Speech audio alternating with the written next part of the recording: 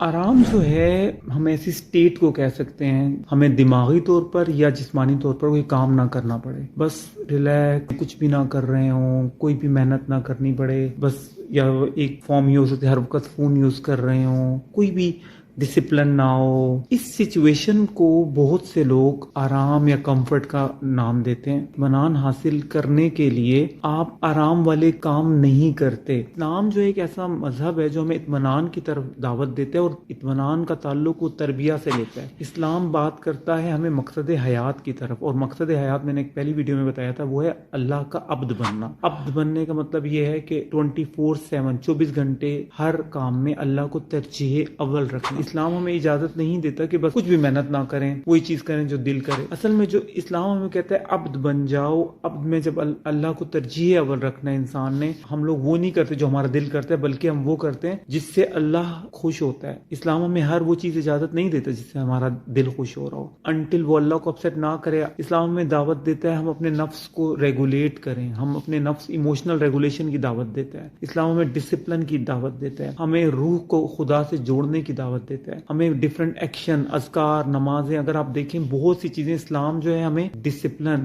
کی دعوت دے رہا ہے، کوشش کی دعوت دے رہا ہے۔ اسلام مینٹل اور فزیکل ایفرٹ کے ذریعے سے اطمینان کی طرف بلا رہا ہے۔ تو اگر آپ اطمینان چاہتے ہیں تو اللہ کے عبد بنیں، اللہ سبحانہ و تعالیٰ کے لیے کوشش کریں، اور جب آپ اللہ تعالیٰ کے عبد بن جائیں گے تو اللہ تعالیٰ آپ کو دنیا آخرت کی بھلائیاں، سکون اور اطمینان عطا کر دے گا۔ کوشش کیے بغیر آرام والی ڈیفینیشن جو ہے آپ کو اچھی تو لگتی ہے، لیکن کوشش کے ساتھ اگر آپ کریں گے تو آپ لائف کا ہر چیلنج، ہر پرابلم فیس کر سکتے ہیں۔